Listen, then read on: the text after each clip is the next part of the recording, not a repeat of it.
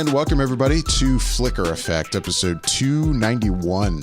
It is Sunday, April 21st, Easter Sunday, as we record. I'm David Lotz. Joining me this episode is Bobby Jackson. Happy Easter, everybody. And Yasha Wilson. Hey, everybody. Happy Easter. What's up, guys? Not much, man. We are, 4 days away from Endgame? Where are we at now? Yeah, it's 4 Thursday days. night, 4 days. Within a week. I gotta without say, viewing it. Under a week, I should say. yeah, I'm seeing it on Thursday as well. And I gotta be honest. I don't know if the audience has heard or if you guys had heard. I think we may have talked about it on our separate sort of text string, but some in-game spoilers has been leaked.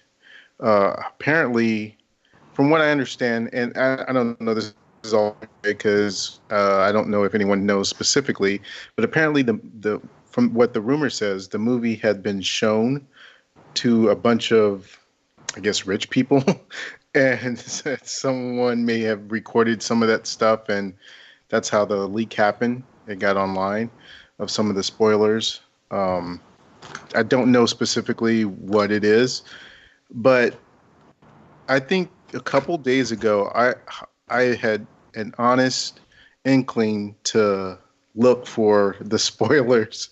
I was like, what? Yeah, I know. Why would you do that? I don't know, because I wanted to know. It's like I was sitting here thinking of like when the spoilers first hit, I was like, no way, it's too close. It's just way too close. And then the days kept going by, and honestly, I've been on Twitter, and my Twitter feed has been clean. I haven't seen anything pop up, and I didn't even put in anything to kind of filter out any in-game spoilers. It's just no one has said anything or filtered anything into my Twitter feed, and I don't typically look at too much other social media stuff, so I had been free of it, and I kept finding myself almost like I was searching to see if someone would spoil something in there. It was very weird behavior. Yeah, And I'm really not understanding it, actually. No, I don't understand it. It's just like I wanted to know because I'm just so tired of waiting for it, I guess. And ultimately, I did curb the behavior or the feeling to look and see what was out there. But it was strong for for a hot minute a couple days ago. I was just like, do I really want to do that? And I was like, no, I don't. But it was like, it seemed like it lasted an eternity, of which I wanted to look at the spoilers. But no, I'm holding strong. And tomorrow is the world premiere, and that's when the media gets to see it. And from what I understand, the social media embargo is lifted tomorrow as well, and the review embargo is on Tuesday. For somebody who legitimately covers their eyes when they go into a movie to not see anything else and refuses to watch anything when it comes to a trailer for a movie or anything like that, hearing that you actively searched out what the spoilers might be for this movie, for who somebody like myself and David, who has been waiting, and maybe even longer, to see what the culmination of this 10-year buildup has been. I'm shocked. Yeah, I don't know how to respond to that. I have to pull it back a little. I didn't search it out. I was just looking through my Twitter feed and seeing if anything was there. Something was going to pop up. But the question is, if it had, it sounds you are almost like inclined to like really look at it as opposed to, oh my God, there it is, I got to swipe away. Yeah, I was teetering on it. See, that's the part I can't say that I have an explanation for it. I'm just telling you how I was feeling and what I was going through.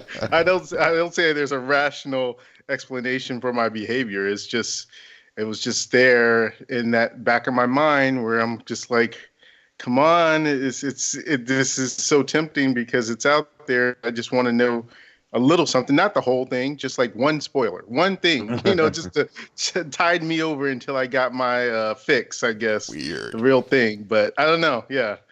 I didn't do I anything, mean, so that was good. I'm not even looking at any social media when it comes to it anymore. Like if I see anything and it looks even remotely like a Endgame spoiler or tidbit or we heard or rumor or anything like that, I'm scrolling past that in a heartbeat, and I don't want to know. I don't want to read it. I don't want to hear anything about it. Like it's going to be almost like to the point and just go social media or internet dark from now until I see the movie, which will be on Saturday. Yeah, I mean, ever since this whole thing dropped, as I learned more about it, just hearing that it was happening, obviously I haven't seen any spoilers. I've started to pull back from social media, which is probably a good thing for me anyway. But the thing is though, like most of my social media use is scrolling through Instagram, and none of the accounts I follow on Instagram, I can't even fathom that any of those people would post something on Instagram. Yeah. And then same with Twitter. All the accounts I follow on Twitter, I can't imagine any of those people posting anything. I think where it would become dangerous is if you start looking at replies to tweets for people I follow, and then you're looking at tweets from anyone. And I had heard that indeed people had made GIFs of, images from those spoilers. So I'm like, I'm definitely not going to start looking at replies to tweets anymore. Not until after Endgame, because I'm like, I can't see anything. So I don't want to ruin. And same with Reddit. I scroll through Reddit here and there, but I don't follow any subreddits that I can imagine people would post anything. Though I was sent to the Soulstone on Reddit, but it's the same thing. I can't imagine any of those people spoiling it. So yeah, I haven't seen anything, thank God. And now we're only a few days away, and I'll probably even more so pull back from social media for the rest of the week. Yeah, I don't think at this point now, I'm at the point where I'm back in my sane mind, and I don't think I'll be looking for anything. I will do what I normally do, which is look at the social media reactions. But beyond that, I won't look at anything, and I probably won't. Well, I never usually look at reviews, but I usually look at social media reactions. Yeah. I was thinking about. I guess they're streaming the red carpet tomorrow night. I might watch some of that if I'm not doing anything else tomorrow night. But yeah, that's true. I might try and check out at least a little bit of that. Some of that gets long, but I might check out a little bit of it, of the red carpet, just to see what they did, because they always do something up pretty special for it downtown in LA, and we'll have some sort of setting that, set piece or whatever that is really cool. Like, I think for Solo, they had like a mock Millennium Falcon thing built up downtown, so it's always kind of cool to see what they do with the premiere. So I am kind of curious to see what they'll do for Endgame. True. But that's about it. True. Well, we know that's coming, but in the meantime, we did all watch some stuff. So I'm kind of curious to hear. Well, I'm always curious to hear what David watches, because anytime you don't watch something that you've already seen, it's sort of a bit of shock and awe. But I'm going to go with Yasha first and see what you've been watching this week. Well, I have been continuing with the Cloak and Dagger series that we got a chance to see when we were at WonderCon. Still enjoy the series. It's taken a little bit more they have a pretty slow build-up, and they had a pretty slow build-up last season when it came to the show. So it's like, I'm not too disappointed when it comes to that, because it's such a slow build-up and has such a strong finish.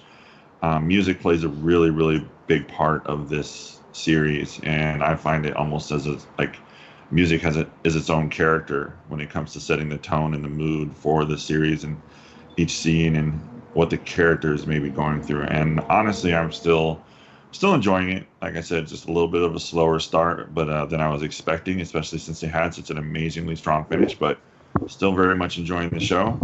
I also got a chance to watch the show, the movie, The Dirt, the biopic for Motley Crue, band that I kind of grew up with, not in the sense that I listened to a lot of their music. They just happened to be around when I was growing up. So I did know about Motley Crue since I am a child of the 80s and grew up, born into the 70s, but grew up in the 80s and 90s and know the music and familiar a little bit with it. Learned a lot when it came to these characters. Really learned a whole lot, but it was just an interesting story to kind of get a better idea and a better grasp of what these guys were and what they meant to music and what they did and how kind of wild they were. But it was interesting, to get a chance to learn a little bit more about this group and some of their histories when they grew up, and it was I enjoyed it. I mean, the long story short, it's like I actually just enjoyed the movie. I thought it was good. I think if you like a little bit of history, when I did a little fact checking, they didn't change too much, and I kind of enjoyed that. I hate it when you read something and it's like completely different, but they did a pretty good job, and probably because the main band members were really involved in it, and they really did lead the lives of sex, drugs, and rock and roll. I heard the opening of that movie is a bit like, whoa. I haven't seen it, but is that true? Like, basically, like, the scene it opens on is a bit like, oh, wow, like, that's what they're doing here kind of thing. Yeah, that is, it kind of, but it's weird. Like, the opening scene is kind of like a shock factor, but at the same time, It fits really true to the tone that they're trying to set for the movie as to, like, who these guys were. Like, when you watch it, you're just like, oh, man, this is nuts. Oh, my God. And then it's just, you're like, and then it dives a little bit deeper into what, they were when they were kids and how they kind of came about. And, they explore Tommy Lee and Nikki Sixx and, Vince Neil and all these characters, kind of how they came together. They changed a little bit when it came to how they met and how they first started interacting. But yeah, the tone of the movie is really set in that first, 30 to 45 seconds or minute or two of film. You're watching it as like, oh, this is the introduction that they're giving us for these characters. And it's a little over the top, but in all honesty, when you do some research on the characters and you do some research on the group and the band and stuff like that, it's like, this is really, this is kind of how they really perform. This is how they really got down. It's crazy.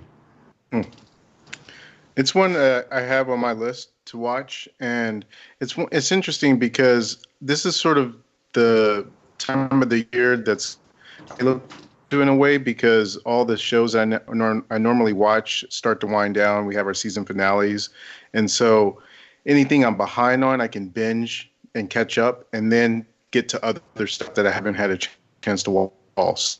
This is like the perfect time where I can start watching some of these Netflix movies and shows that have come out within the last, I'd say, 2-3 months that I haven't had a chance to watch, because I've been at least trying to keep up on most of the stuff that I do normally watch so that I don't fall too far behind and have too much to try and catch up on.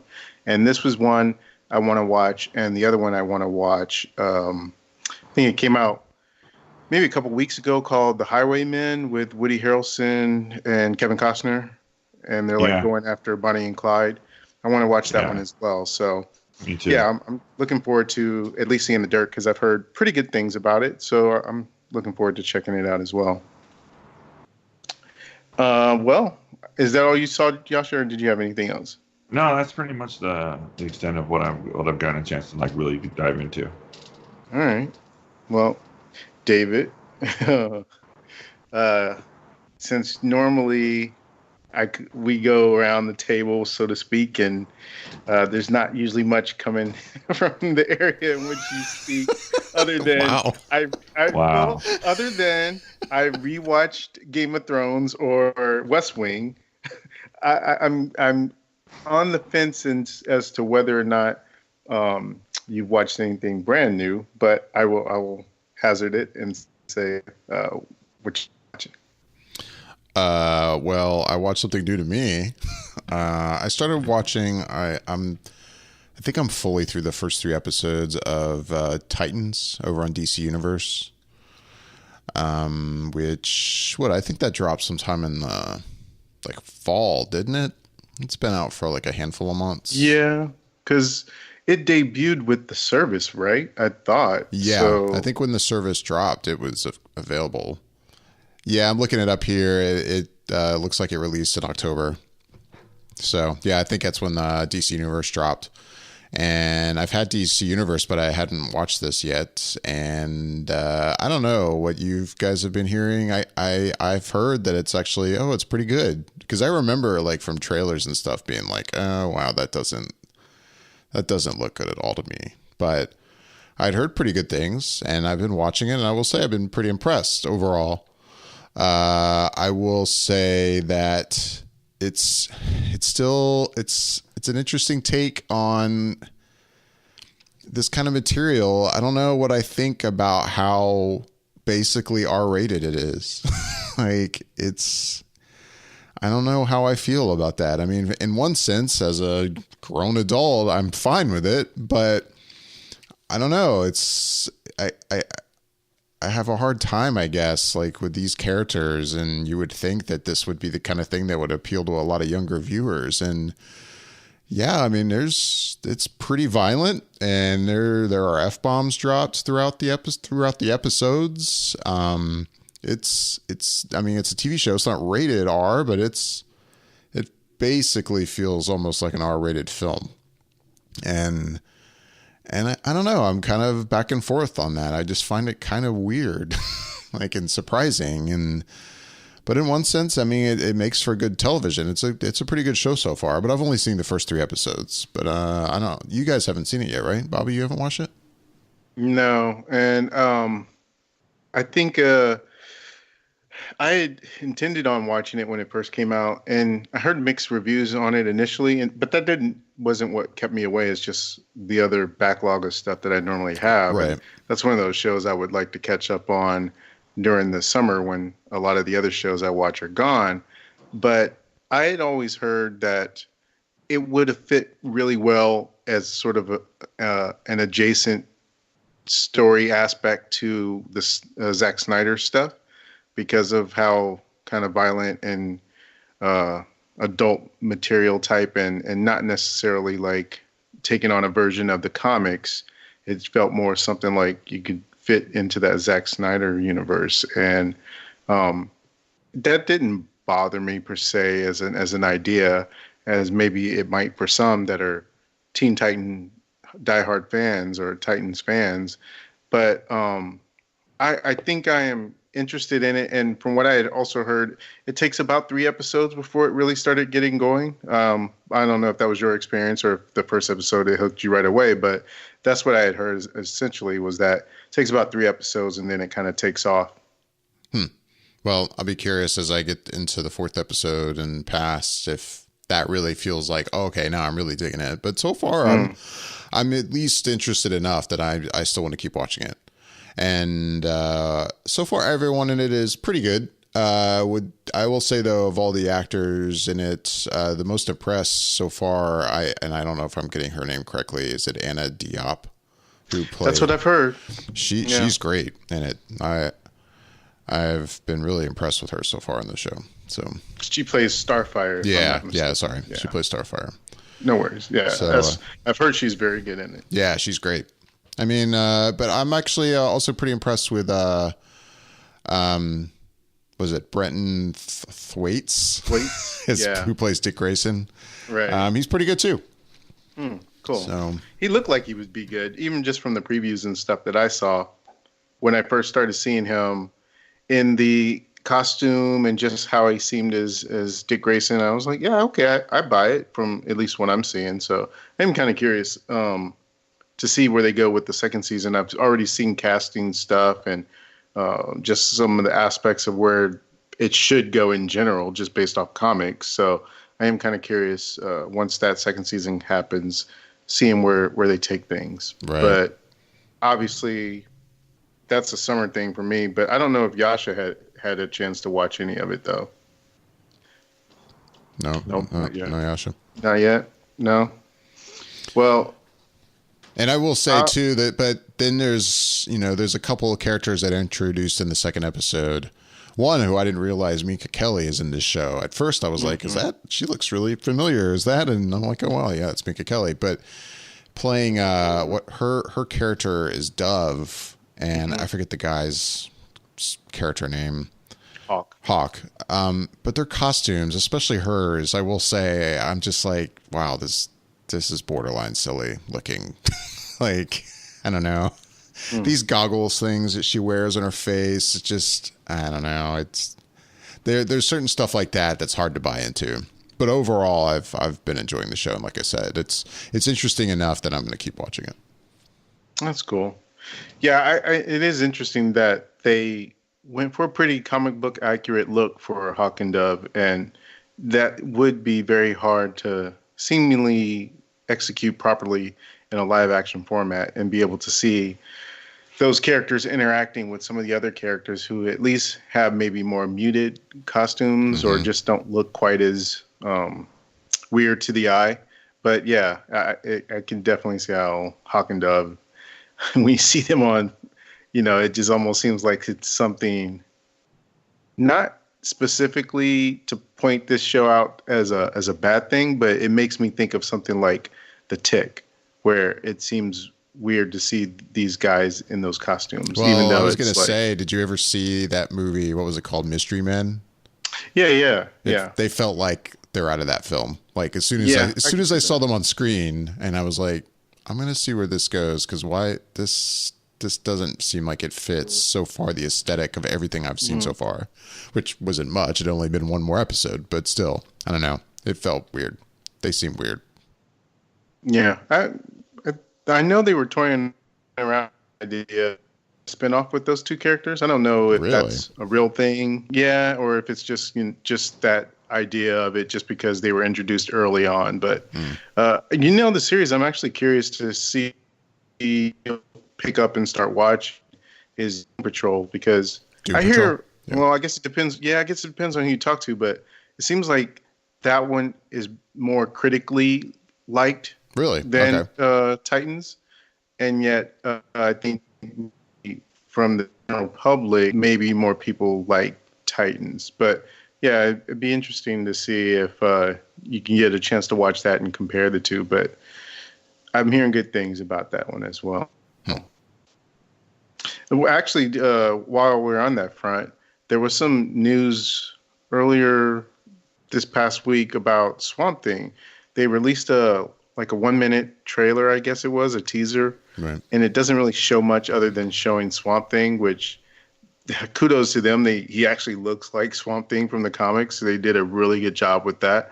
But there was apparently some news that had leaked out, I guess, that they were shutting down production early on the show.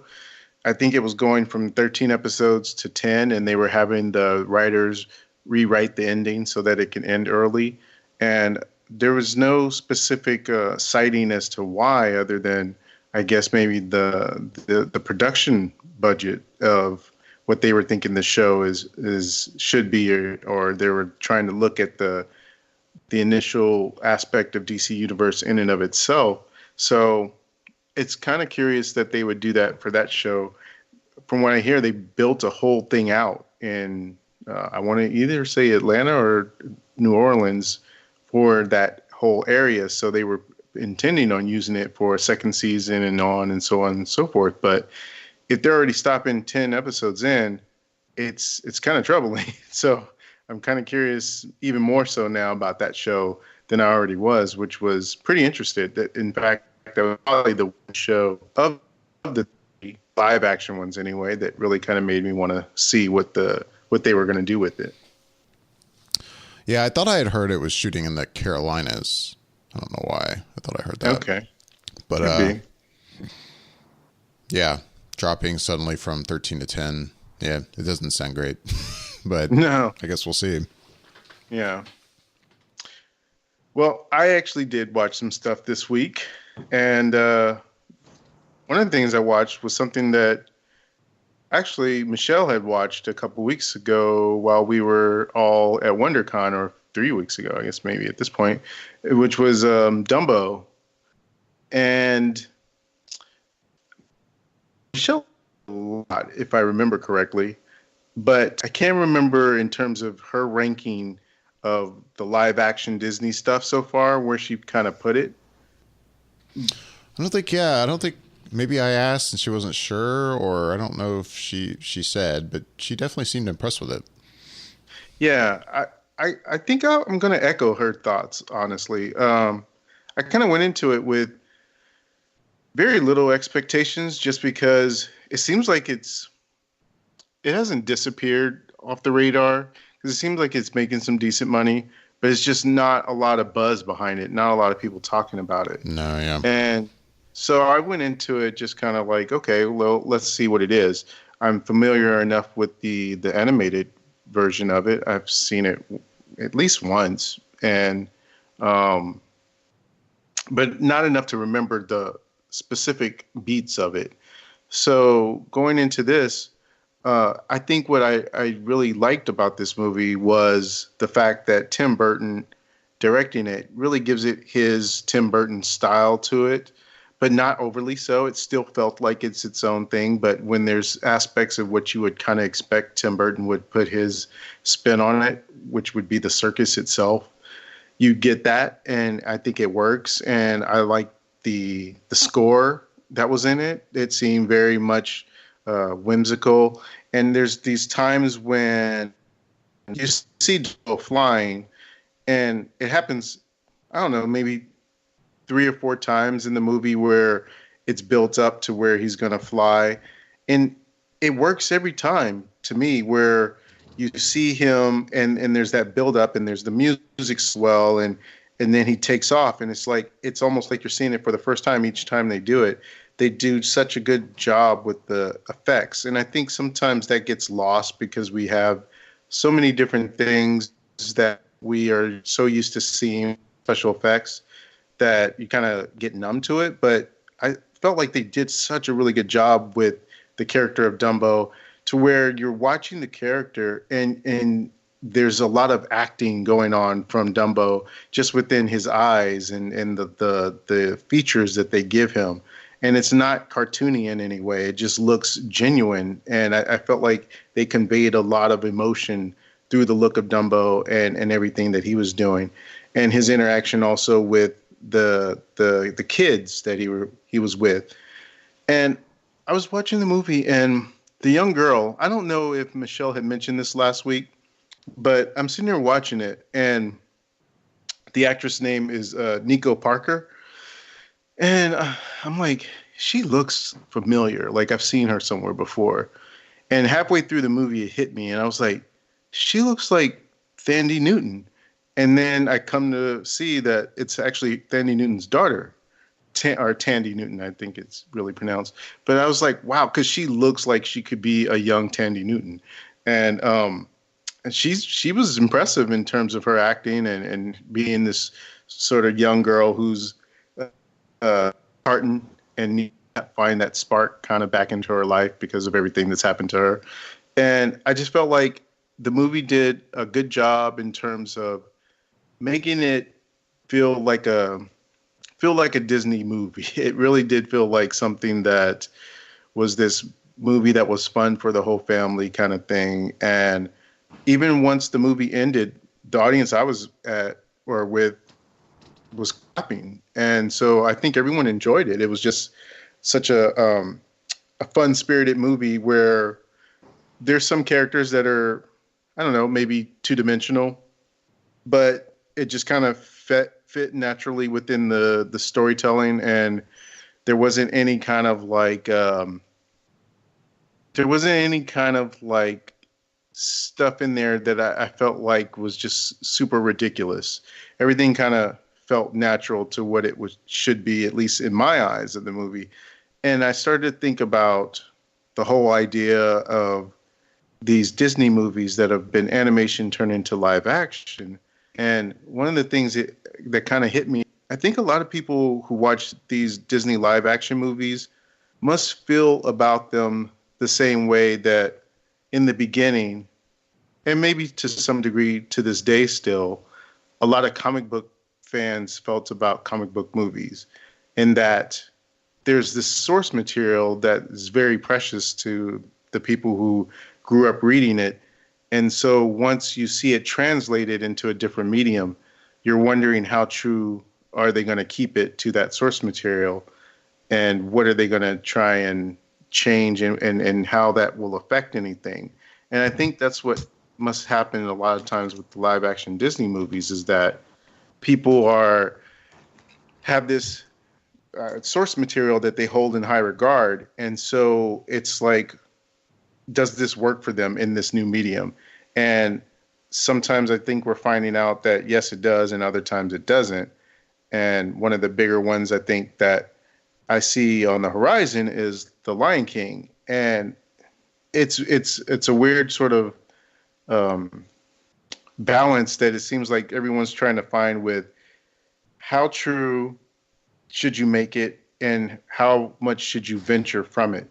Because there seems to be people that are mad that it looks like it's shot for shot.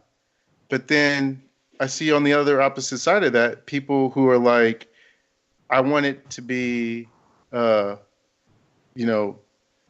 different. So, but it's like, well, I don't know which one wins out in that. Like, do you want them to do something wholly different than what we had? So then do you still kind of call it The Lion King, or is it just something of a remake-ish kind of thing? Or do you want it to be shot for shot just because it's in a different medium, so you haven't seen it in this medium? And for people who didn't grow up with it, it could be a shot for shot remake, but they wouldn't know any different because they never watched the animation.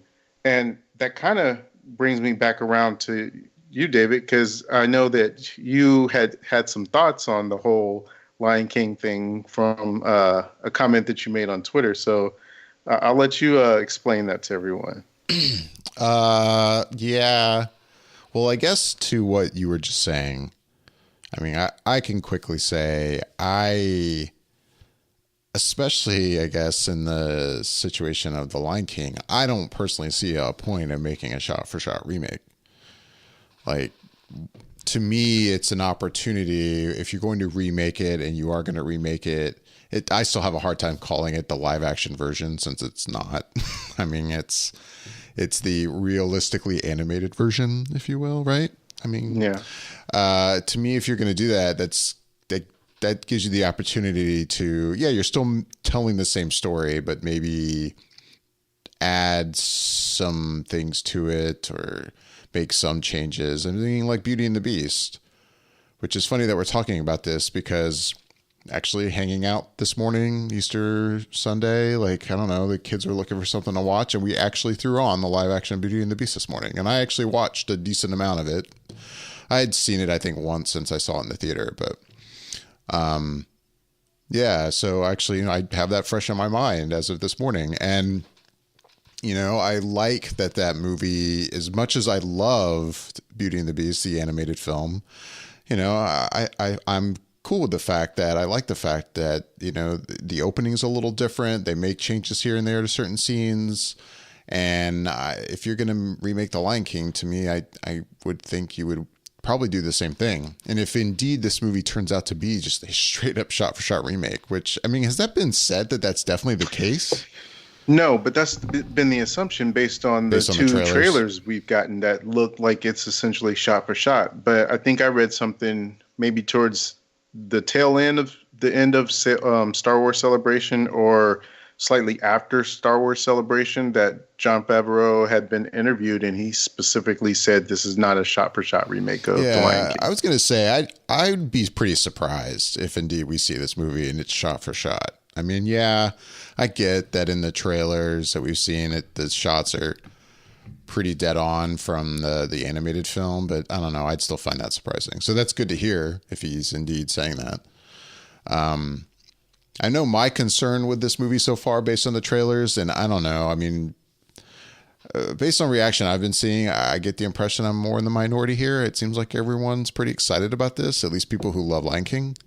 But I don't know, like in this situation of having computer animated animals, and you are making them look now like real animals, like a real lion and a real all these animals, but yet they're still talking.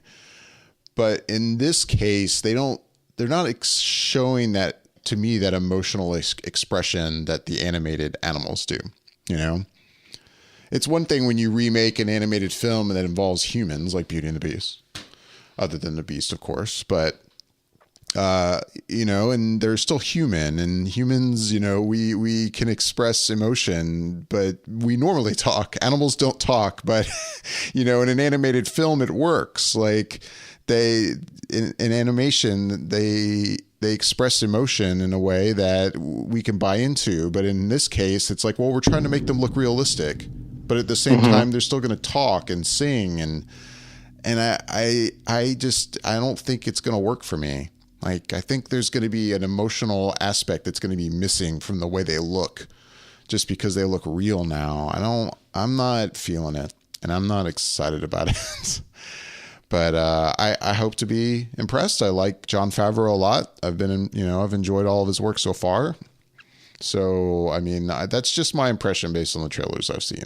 I don't know that I'm too excited about the movie. Do you get what I'm saying? Is that making sense? It makes sense, and I do get what you're saying.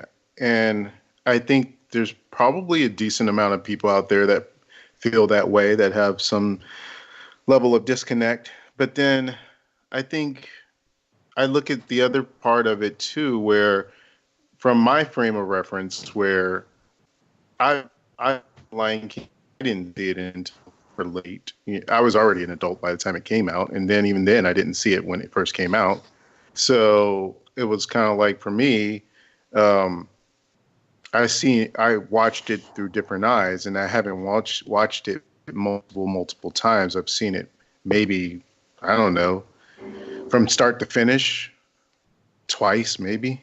And so I don't have the same sort of images in my head of what the animals were, how they emoted and how they looked in that animation. So I think for me, when I look at the movie version, I'm just seeing the mechanics of it right now, just because of how it looks and how it's been translated and how well that I guess that effect of making things look super realistic is, and more in awe of that, and waiting to see it in its entirety before I can say whether or not it was emotionally done in a way that was satisfying, and not necessarily in comparison to the animation, just because I don't have it as dear to my heart in that sense. I mean, I do remember liking it, and you do get a certain amount of emotion from it, especially when certain things happen, but it's just a matter of, I'm waiting to see if it comes together in the same package once you see the movie as a whole. And just for now, I'm just in awe and amazement of how well it looks on a visual level. And I agree with that. I mean, it looks amazing.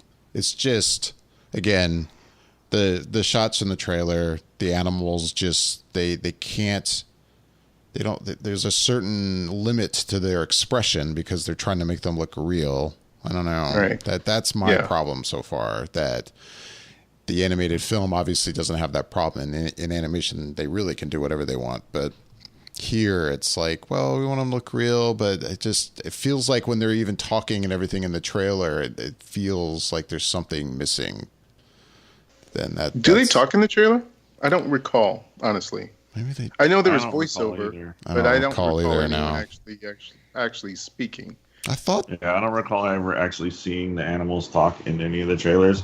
I feel like they're saving that just before one of the big, like their final trailer, or, once the movie comes out and people have gotten a chance to see it, then we might see it, type of thing. But I haven't seen any talking in the trailer, just voiceover. Yeah, like Scar is talking, and then also Mufasa. James Earl Jones. Yeah, but like I don't see their voices moving as they were actually speaking dialogue. It just seemed like voiceover. I mean, I could be wrong. I could have missed something, but I don't recall that. But yeah, I think it. I don't know, Yash. You actually didn't weigh in on what your thoughts of Lion King are so far. I'm looking forward to the film, but I'm not necessarily, I guess you could say, hyped, if that makes sense. Like I'm interested to see it. If it's a shot for shot, like I I don't understand why we need to do it. I mean, well, I do understand. I honestly think it's just an easy way for them to make more money off of the same product without actually having to do anything. And it just relaunches everything that it comes to, like their merchandise. Because Lion King merchandise is going to be really hot. When they do the Little Mermaid, it's going to be really hot. I don't know how the Dumbo merchandise has been, or if that's been something that's kind of taken off and started to resurface since they've done their relaunching of this movie. I don't necessarily feel the need for another one of these movies, or a need for the movie. I'm looking forward to it, but I'm not super amped. Like, oh, I can't wait to go watch this, because we've already proven that we can make animals talk. We did it in Babe. What was that? 20 years ago when Babe came out, maybe, give or take. And that's when everybody started to jump on their wagon of like, let's make animals talk when it comes to this type of thing. And, you know, it was 20 years ago. Babe came out in 1995, and we got a chance to see animals talk then. So I'm interested, and I guess you could say I'm looking forward to it. I'm looking forward to hearing some of the work some of the actors that are in this movie do. Like Donald Glover, I'm looking forward to kind of seeing what he does, if they do anything different. Billy Eichner, which is one of my favorites now, and Seth Rogen, I think they'll be a lot of fun to listen to.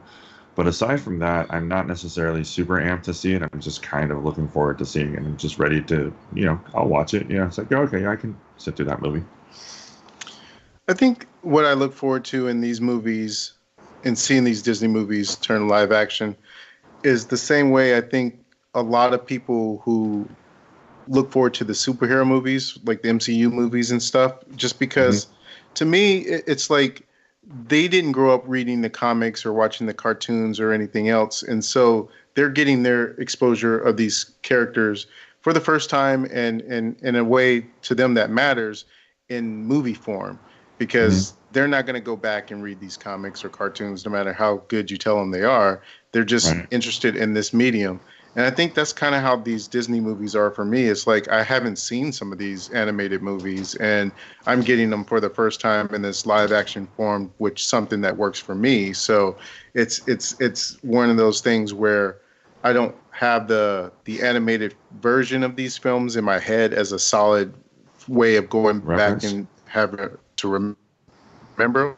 So it's, for me, a lot of times seeing it the first time is seeing it in this live action form. And not that that's the way it is with Lion King, but there's definitely going to be some that come up that I will feel that way about, though.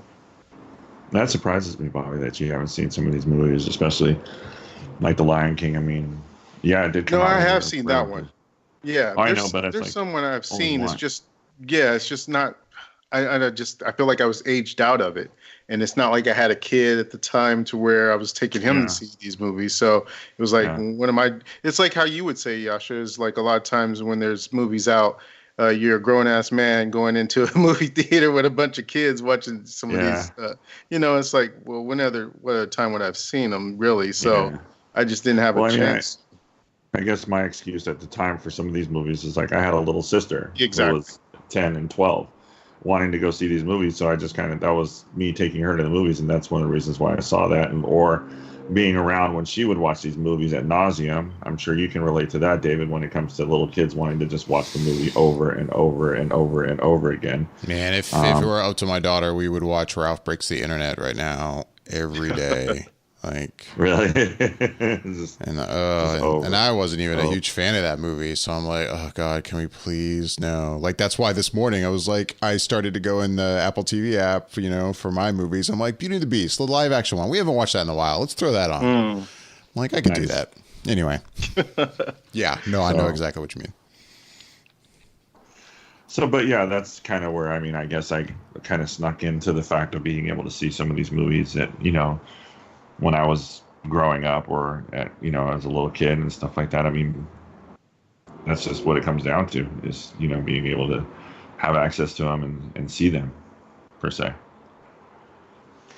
Yeah, I guess I'm just interested too what people want really with these live action movies, just because I saw someone that was watching on YouTube didn't like Dumbo because they felt like the story felt like it was the Dumbo story, but then it was like a sequel to Dumbo at the same time, because it took it further than I guess the animated movie ever took it. and did other things. And so I guess they were wanting just more of a pure version of just the Dumbo story being told. And then there's people who are upset with, and not just because they think it looks a certain sort of way as being bad or anything, but there's some certain people out there that are upset with the Aladdin movie because it doesn't look like, or they were scared that it won't follow the original form. So it's like, well, if we try and do something different, it's a delicate tightrope. I must admit, just because it seems like, are you trying to stay faithful? But if you stay too faithful, people will just be like you said, Yasha, well, why are we doing this? But then if you kind of change things, then people are like, well, that's not how it was. And so it's like, I don't envy them doing it. I mean, it's obviously them taking on that own risk of, for their own value and trying to make something and merchandise it or whatever to do these live action things. But yeah, it's definitely a tightrope. But there was one other thing that I did watch this weekend, actually, and it was something, Yasha, you watched last week, which is Hellboy. And that look on Yasha's face. Yeah, I saw that. I'm so excited. It's like, what? You bothered seeing that? Yeah, my God. Right? I'm so surprised. He's like, I warned you, but I don't understand. I told you, don't bother. Yeah. So, I gotta say, honestly, I think I have the exact opposite reaction Yasha had to Hellboy. Oh, if you could see his face right now, this is awesome. Are you serious? Yeah, honestly, I am. I'm surprised because to me, what I got from the movie is it was kind of going for this. It was walking a tightrope itself to me. It felt like it was trying to be campy at times, but not too campy. It was trying to be realistic in a sense.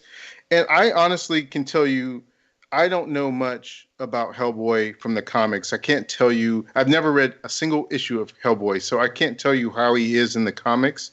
And real hot take, I'm not altogether that big a fan of the Del Toro version of Hellboy. So I'd never have this sort of real specific take on who Hellboy is supposed to be and what his universe is supposed to be like or whatever. I've only ever saw Del Toro's Hellboy, I want to say maybe just the one time in the theater.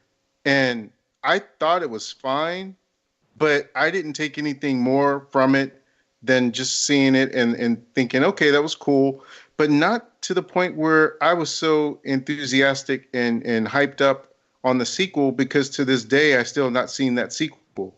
So I don't have a specific way Hellboy should be in my mind. So when this new version came around, I kind of looked forward to it in the sense of like, oh, well, maybe this will be something that I feel more attracted to in some way and can and feel a little bit better about it.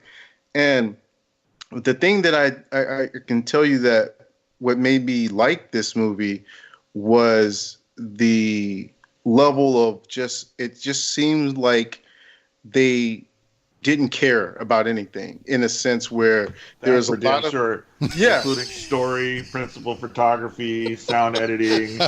Yeah, they didn't give a shit about any of that. See, I actually liked the photography, the cinematography in it, because I liked the way that the camera would move with the action.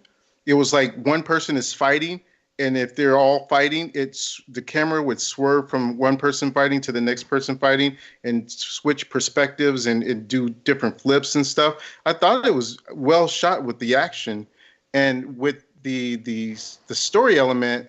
The story was whatever. I mean, I get what they were going for with the story, but again, I don't know how much that adheres to the comic or not. It seems pretty far out there.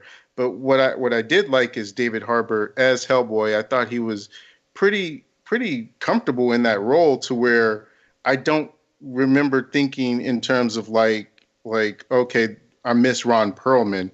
I just thought like, okay, this is a different person playing Hellboy, and it seems fine to me. And I think I liked the different types of things they were going for with the gore, because it definitely deserved the R rating between the gore and the language and stuff. But it just felt like a B movie to me, but in a good way, and that a way that could be like a cult classic to where you would watch it. Because I watched it through and I saw the two post-credit scenes and stuff, and I was like, oh, okay, I would see a sequel if they made another one of these. I doubt they will because of how poorly it's done, but I left the theater thinking like, okay, I think I understand Hellboy a little bit more, and I wouldn't mind seeing more of this kind of movie in this vein. But I mean, I'm not gonna say that I think anyone that didn't like it is wrong, because I can definitely see why they wouldn't. It seems like it's very divisive and splits people in one way or the other, and either you buy into it or you don't. And I think I was buying into it. I like Mila Jovovich. She was just chewing up scenery. You know, she was very over the topish, but it felt like that was what they wanted her to do, and it felt in line with what they were going for. So it all kind of just worked on the level I thought that they were going for, to me. And the creature designs of some of the stuff that was pretty gross and weird looking, I thought worked really well. And just overall, I don't know, I just kind of had I had fun with it. I mean, I didn't come out of it pumping my fist in the air, but I did think of it as like, okay, well, if they make another one, I'd watch it. Wow.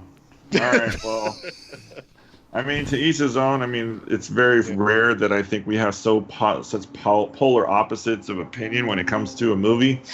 But I stand by what I said. I thought the movie was convoluted, over the top, and ridiculous. And it wasn't necessarily. It's not because I know like a whole shit ton of stuff from Hellboy or have actually ever really read a comic, but I just found I gravitated more towards the Guillermo del Toro one and Ron Perlman. And David Harbour did a fine job as Hellboy, but I felt the storyline was just over the top and absolutely ridiculous and stupid.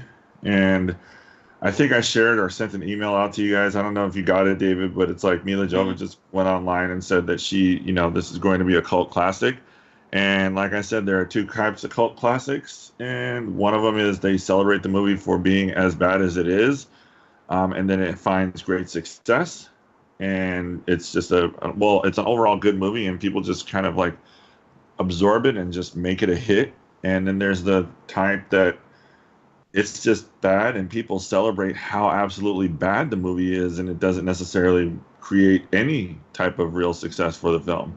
And I think that this is what this movie is. I mean, it has a huge drop off from last week to this week, and they're getting just absolutely decimated in the theater, and it's not going to get any better next week. It's bad overall. Like I would genuinely be surprised if they did a sequel, or even tried to start like a GoFundMe for a sequel. Like, I just don't think that they're even going to come close to being able to do anything again with Hellboy. Mm-mm. Yeah, I can't see it. But I don't know, in last week when Yasha talked about it, or even this week, David, you kind of hadn't really said much about your thoughts on Hellboy as a property and the Del Toro movies in general. Like, where do you kind of stand on it?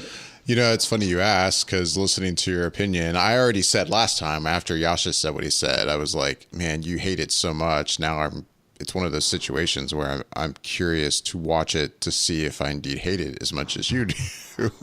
Yeah. And then now hearing what you have to say, Bobby, I'm interested even more, I think, because in a lot of ways, when it comes to Hellboy as a property, I fall more in line with how you approach it, Bobby. Like, I saw the first. I think I did see both films, and I remember seeing the first one in the theater and being like, yeah, that's fine. It was one of those things where I love the characters and like the creature design and everything. Yeah. But other than that, as a story goes, like, I wasn't like blown away by it. Or, I mean, I don't think anybody was really blown away by it, but I thought it was just okay. And I've never really cared much for it since then. Like you, Bobby, I think maybe I saw it a second time once, maybe on video, but I may have only seen it the one time. I did see the sequel and was kind of like, eh. So I don't know. I haven't loved it. And for me, I kind of feel like most people felt the same way. And I feel like when this Hellboy movie came out, a lot of that talk when everyone has been revisiting like the Del Toro Hellboy films, it's been like, oh yeah, they were so great. And I'm like, were they though? Like, I feel like most people didn't think they were all that great. Like, and I feel like it's one of those things in hindsight, it's like they've been romanticized a bit almost. And I'm like, I mean, I love Guillermo del Toro. Let's be clear. I think he's a ridiculously talented filmmaker. And with that said, I feel like he's also had some misses like Crimson Peak and such. But yeah, I don't know. That I will be approaching this film when I finally do see it, I think from the same point of view as you, Bobby, that I'm curious, and I've been curious about it because indeed, like I didn't love those Del Toro films, so I'm like, oh, maybe this will be a take I'll be more interested in. But then the reaction has been so negative that I've been like, oh, well, I guess not. I mean, let's be clear too that the first one wasn't necessarily this huge commercial success either. I watched it. I just think that the first one actually had a better storyline and a better addressing of what was going on than this. This one just seemed like every other scene was a flashback to try and explain what was going on. And it just fair. Kind of, what's that? I said that's fair. That's you're not wrong in that. There is it's just. But I did like. That's kind of how I felt about it. But it's like, I mean, the first movie, I mean, I think they barely edged out a sequel. Like the production for the first one was 66 million and it only made 59 million domestically and then 39 in the foreign market. So it barely covered what it made. Mm-hmm. So it's not like it was this huge success or just like this powerhouse of a movie. And it's like, oh man, they're revamping this franchise. I can't wait to watch it again. It was more so along the lines of like, oh, okay, well, they're making this movie. Cool. I can check it out. Like, oh, and it's rated R too, so it's like it looks like he's going to be even more of a smartass and have a really foul mouth. And yeah, all right, I'll go in and watch it. And I did, and I just ended up being disappointed. Yeah, I will definitely agree. There's flashbacks, but when I thought about it as they were happening, I was like, well, they're doing at least they're showing it and not telling it, because there's nothing worse than having some big exposition dump in the middle of the movie where someone's just talking about stuff. And at least they were actually flashing back to showing different things and you getting to see it rather than them just talking about it. But there is a decent amount of that going on in the movie. And I think it's because there is a lot in there going on. But yeah, as you said, Hellboy is not doing well, and it probably will be a very long time before we see something else for that. In fact, I don't know if they could do it, but it seems to me in this day and age that it would work better as a live action series on some network or streaming service, really, to be honest. That I can see. I can see, and then I can see it succeeding. Like, I can see if they did something starting with a smaller budget, basically putting all their production into his costume to make him look real, and then gravitating towards making the storyline that much better. And then if that succeeded, the second season, doing that much more and adding some more special effects and making the characters a little bit more interesting and having some more supernatural bad guys come and go. But I can see it succeeding on like an Amazon or a Netflix or even a Hulu or something to that effect, starting as maybe like just an 8-point series or something like that, just something modest to see if it actually picks up steam of, these cult followers that Mila Jovovich says that they're going to have. Like, okay, well, let's give them a chance to like support it, like, and get those people out there. Mm-hmm. Yeah, definitely. Well, that's all I got for this week that I've seen. I think we've all talked about everything, and throw it back to you, David. Yeah, at this point, guys, when we talk again, we will have seen Endgame. It's kind of weird. I cannot wait. Honestly, I can't tell you how many times I've been just this week. It sounds weird to say it, but I'm like, let me do everything as safely as possible because I don't want to die before Endgame comes out. I really don't want to be in the hospital. Just got to get this far. Yeah, before I get this. But we're almost there. We're almost there. We are almost there for sure. let's make this the fastest week possible, gentlemen, and Michelle. I'm sure she'll listen later, but let's make this the fastest week possible, and get to it and get there safely and enjoy the shit out of this movie. Yeah. So yeah, with that said, we're going to wrap things up. I'm going to go watch episode 2 of Game of Thrones. It airs in about 30 minutes. And as always, we'd love to hear back from everyone listening. You can email us at feedback@flickereffect.com. Reach out to us on Twitter, Instagram at @flicker_effect. You can find us on YouTube at youtube.com/flickereffect. I'm David Lott. I'm Bobby Jackson. And I'm Yasha Wilson. Thanks for listening.